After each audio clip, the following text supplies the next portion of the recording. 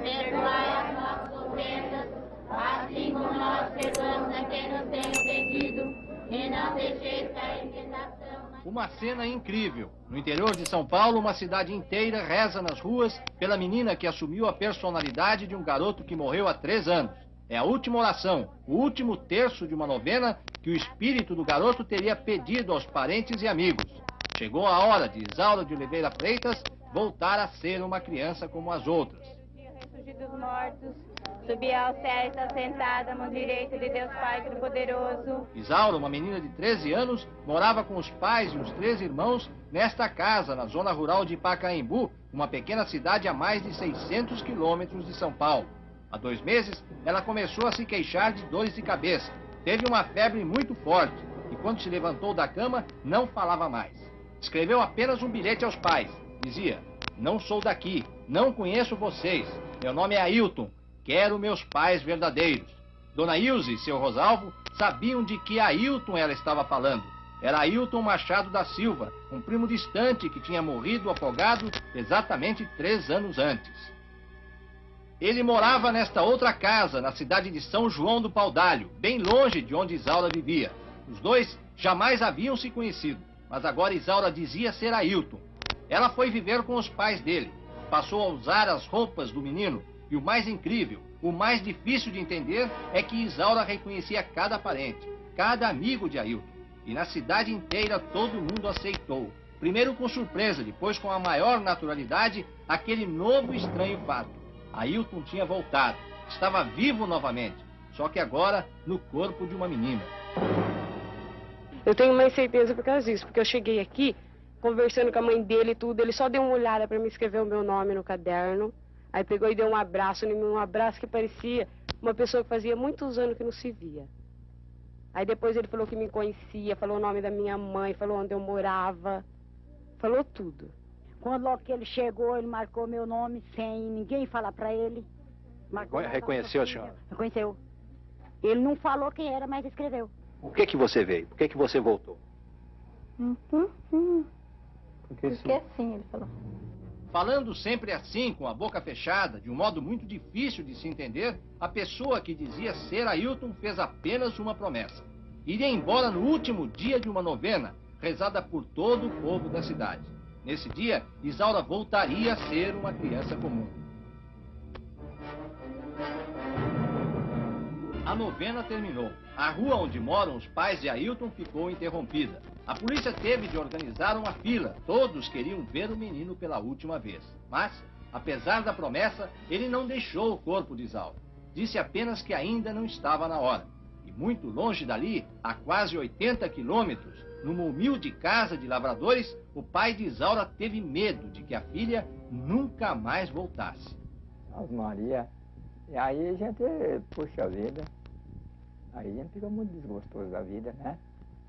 Mas a Deus querer, acho que penso que ela vem bem, né? Sadia, né? Boa, né? O senhor tem rezado esses dias? Puxa vida, eu só falta rezar toda hora para ver, né? Que Deus ajuda, né? Que Deus ajuda, uai, né? Ele não pode perder a esperança, né? Não.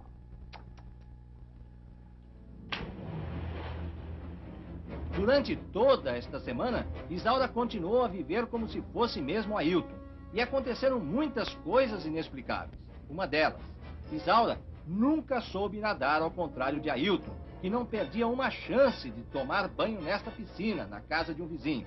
Agora, Isaura também nadava.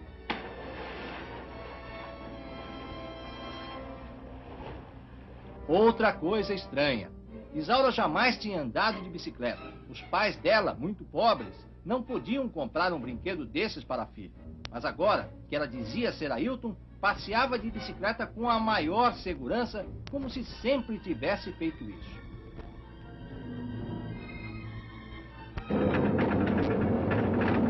Nós resolvemos submeter a menina a uma prova mais difícil. Pedimos que ela mostrasse o lugar onde Ailton havia morrido, no Rio Paraná. Dentro do carro, a primeira surpresa. Isaura sabia o caminho certo, embora jamais tivesse ido lá.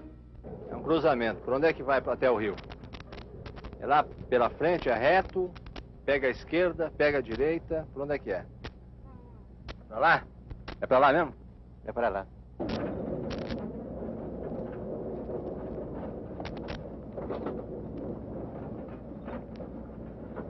Carlos, um menino que estava com Ailton no dia em que ele se afogou, confirmou que o ponto foi exatamente este, perto da cidade de Panorama, na fronteira entre São Paulo e Mato Grosso. E a história coincide perfeitamente com o que Isaura conta. Eu estava nadando aqui, aí de repente eu comecei de casa. Eu não sei o que aconteceu, não. Bom, você disse que você estava aqui e de repente você pulou de costas e não sabe exatamente o que aconteceu. É isso que você disse? Você bateu a cabeça em algum lugar? Qual é a última coisa que você lembra? Eu fiquei tonto, sabe? Você ficou tonto? Fiquei. Daí? Aí eu fiquei tonto, aí a água foi me carregando. Você ficou tonto e a água foi te carregando. Foi. E não foi só isso. Veja, esta é a primeira vez que Isaura entra no cemitério de São João do Paudalho, onde Ailton foi enterrado. Ninguém disse a ela onde está a sepultura do menino. E em meio a todos os outros, ela se encaminha direto para o túmulo certo, para o túmulo de Ailton. De quem que é esse túmulo? Meu. Nem os pais de Isaura, nem os pais de Ailton jamais haviam tido qualquer experiência com espiritismo ou qualquer outra coisa parecida. Eles são católicos praticantes, desses que vão à missa todos os domingos. E sem saber mais a quem recorrer, foram falar com o pároco da cidade. Mas o padre Dimas Martins disse que a explicação para tudo isso não está no campo da fé. Ele não duvida de Isaura, não acha que seja uma farsa e afirma que se trata de um fenômeno puramente parapsicológico. A igreja, o senhor, não acredita na hipótese de que o Ailton, o menino que morreu há 3 anos, tenha realmente se incorporado no corpo da menina. Essa hipótese o senhor afasta totalmente. Afasto totalmente, né? Porque acho que vai contra a fé, contra o cristianismo, né? Porque não admite a reencarnação. Então vai contra a nossa fé. O senhor viu a menina? Vi. E sensação, que tipo de reação o senhor teve quando viu?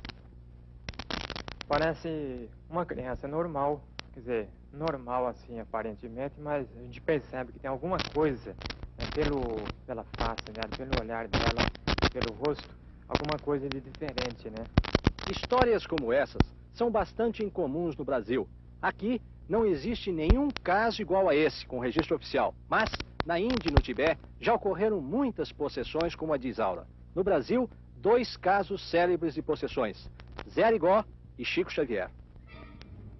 E é exatamente Chico Xavier, o líder espiritual de milhares e milhares de pessoas em todo o Brasil, quem diz que fenômenos desse tipo só têm uma explicação. Para ele, o espírito de Ailton voltou porque ainda tinha alguma missão para cumprir na Terra. Alguma coisa que estava deixando o menino intranquilo numa outra vida. Isso pode apresentar algum perigo, algum contratempo? Não vejo perigo nem contratempo algum no desdobramento do assunto, porque onde há fé e oração, naturalmente que o campo familiar do espírito desencarnado e da pessoa que o recebe está neutralizado contra qualquer influência negativa, e a manifestação foi passageira e não cremos que ela devesse perdurar. Um dia de muita expectativa para os pais de Ailton e de Isaura. O menino avisa que vai embora esta noite. Pede que não avisem a mais ninguém. Quer que seja uma noite absolutamente normal. Em cima da cama, um vestido novo trazido pela mãe de Isaura. Ninguém da família consegue dormir. É uma noite de vigília na casa inteira.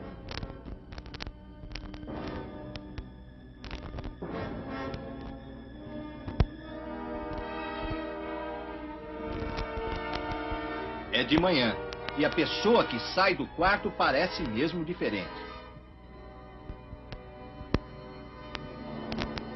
Um ar abatido, cara de quem chorou bastante, e um certo jeito de vergonha, exatamente como de uma menina que descobre, de repente, que está usando roupas de homem. A expectativa de toda a família é muito grande. Como é que é teu nome? Meu nome é Isaura. Isaura, onde é que você estava esse tempo todo?